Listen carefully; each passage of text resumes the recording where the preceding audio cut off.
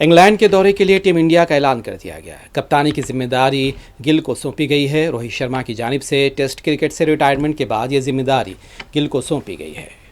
Team के दीगर खिलाड़ियों में पंत हैं, जायसवाल, राहुल, साई सुदर्शन, अभिमन्यु, नायर, नीतीश कुमार रेड्डी, रविंद्र जडेजा और जोरेल वाशिंगटन सुंदर, ठाकुर, बुमराह, मोहम्मद सिराज, आकाशदीप, अर्शदीप सिंह, कुलदीप यादव शामिल हैं। वाज़ेह है कि विराट को भी टेस्ट क्रिकेट से रिटायरमेंट का ऐलान किया था उन्होंने, जिसके बाद ये नया शेड्यूल जारी किया गया है या टीम का ऐलान किया गया है।